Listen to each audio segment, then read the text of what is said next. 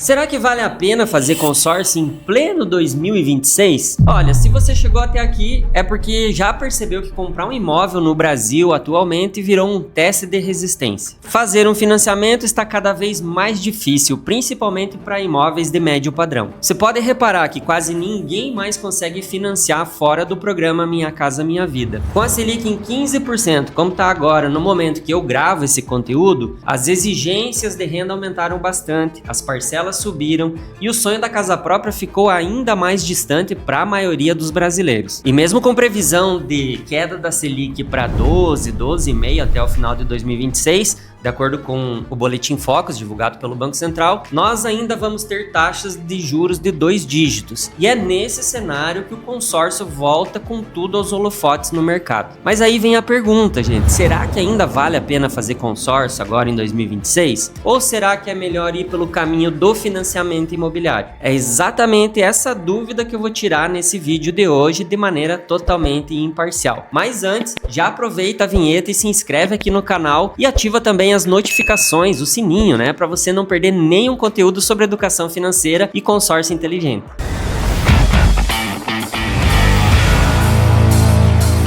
Para a maioria das pessoas, a palavra consórcio ainda soa como uma poupança forçada. E para ser justo, a definição não está errada. É de fato uma forma de disciplina, uma forma de você se disciplinar para poupar. Só que é muito raso pensar que o consórcio é só isso. Esse sistema evoluiu bastante nas últimas décadas e os números atuais provam que o mercado percebeu isso. Só em setembro de 2025, segundo a ABAC, o consórcio ultrapassou os 12 milhões de participantes. E quando você fala em consórcio imobiliário, já são mais de 2,5 milhões de consorciados ativos. Mas a mudança real não se vê só nos números, e sim na evolução do produto em si. Com as administradoras de consórcio independentes se consolidando cada vez mais ao longo das últimas décadas, chegando a fazer frente inclusive com os bancos, muita coisa mudou. Em 1996, quando o consórcio de imóvel surgiu por meio da circular 2716 do Banco Central, os grupos formados tinham poucos diferenciais. Era só o velho papai e mamãe. Ou seja, só existiam contemplações por sorteio, prazos curtos de pagamento e grupos com poucos participantes. Após 2008, com a chegada da Lei 11.795, que é a própria lei dos consórcios, o segmento ficou muito mais seguro, com regras muito mais claras para os consorciados e também para as administradoras. E isso permitiu que as empresas desenvolvessem políticas comerciais muito mais vantajosas, inclusive impulsionadas pela própria concorrência e crescimento do mercado. Hoje em dia, existem grupos dos mais variados, com números diferentes de participantes, faixas de crédito que podem chegar até 2 milhões em uma única cota, parcelas reduzidas até a contemplação, que podem ser inclusive as meias, famosa meia parcela, contemplação por sorteio, por lance, lance embutido, lance livre, lance limitado, lances fixos, lances retidos, lances fidelidade. Em outras palavras, o negócio deixou de ser só o feijão com arroz. E assim, ó, se esse monte de nome de lance que eu falei aí deixa você confuso,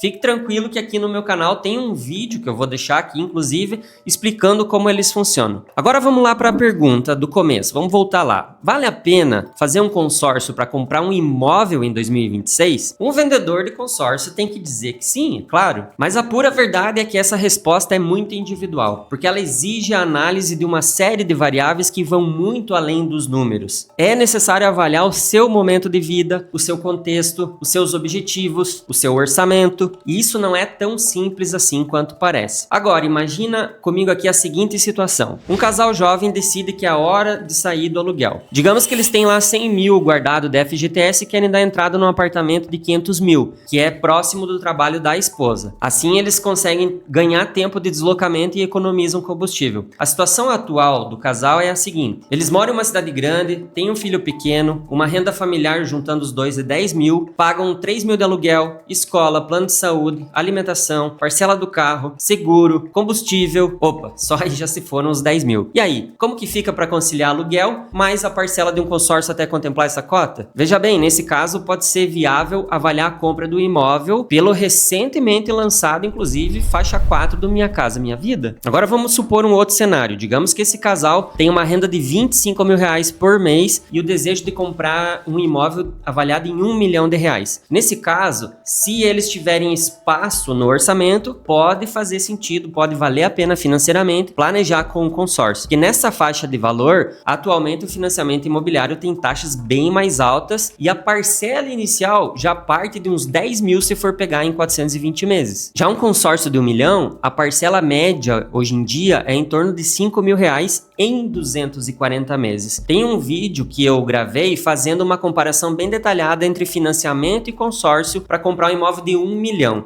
E eu vou deixar aqui, inclusive, o card com esse vídeo para você conferir. Tá, Evandro, mas e se a compra do imóvel for para investimento com o objetivo de alugar ele? Bem, aí o cenário já muda, porque é algo mais pensado em médio a longo prazo. E sempre que não se tem pressa, o consórcio acaba ficando mais vantajoso. Hoje em dia, muita gente tem utilizado o consórcio para investir em imóveis e gerar renda passiva. Imagine que você fez um consórcio e foi contemplado com 40% do plano pago. Você compra um imóvel por 40% do valor de mercado e o restante das parcelas são pagas com o próprio rendimento do aluguel. A cada contemplação que você tem, você repete o processo e em 20 anos dá para ter um patrimônio considerável gerando renda passiva para você para sempre, inclusive para você e para tua família, para os teus filhos. Ou seja, o consórcio de imóvel é muito flexível. Tem empresários, inclusive, que usam esse sistema para fazer levantamento de capital para a empresa, com um custo efetivo muito menor que os empréstimos tradicionais para capital de giro. E tem também quem usa esse sistema como uma forma de investir e lucrar, vendendo a carta com um ágio após a contemplação.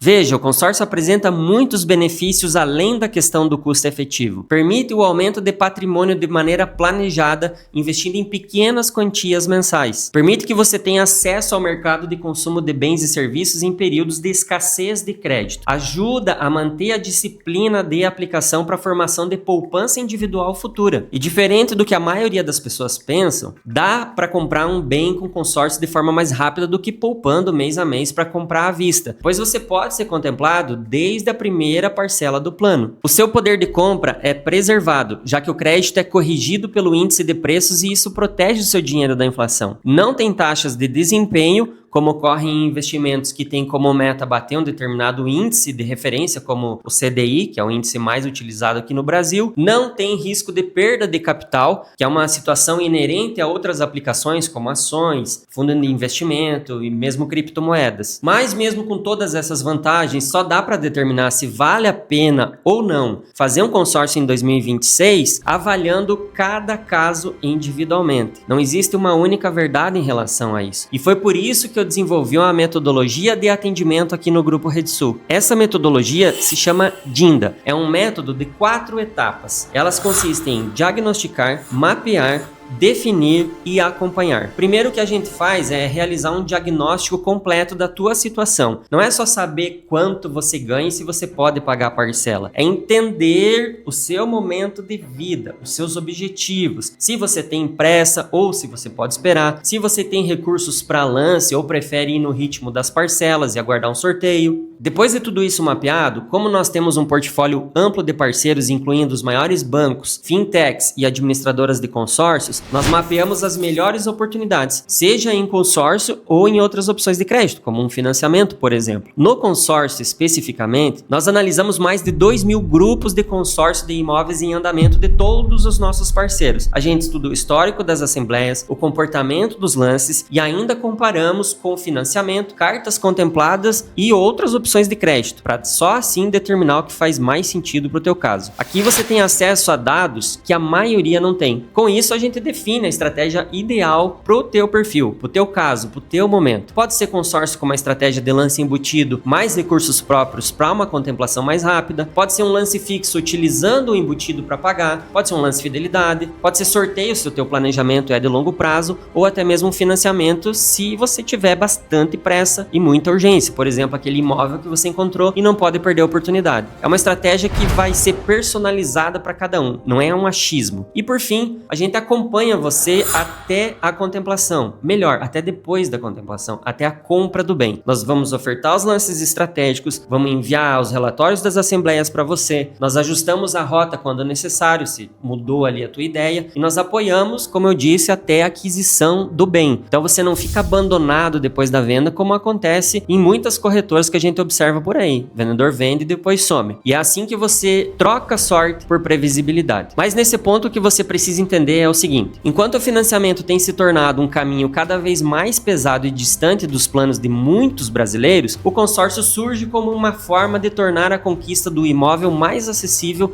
e democrática. Então, voltando mais uma vez à pergunta que trouxe você até esse vídeo: vale a pena fazer consórcio em 2026? E a resposta definitiva é sim. Vale a pena fazer consórcio em 2026, mas não todo mundo. Vale a pena para quem busca uma economia real, seja com um planejamento mais longo ou com uma contemplação acelerada por lance. Vale a pena para quem tem disciplina financeira e consegue honrar com as parcelas mês a mês. Vale a pena para quem entende que o consórcio não é uma corrida, mas sim uma estratégia de médio a longo prazo. E vale a pena especialmente para quem não consegue mais acessar financiamento tradicional, que ficou cada vez mais restritivo e caro. E essa é a grande vantagem do consórcio, justamente a flexibilidade. Você escolhe o ritmo e também escolhe o objetivo. Você tem um capital para um lance mais robusto? Contempla mais rápido. Você prefere investir parcelas menores e esperar um tempo? O tempo trabalha a teu favor, com o crédito sendo corrigido e acompanhando a valorização do bem. Mas mesmo com todas essas vantagens do consórcio, isso não significa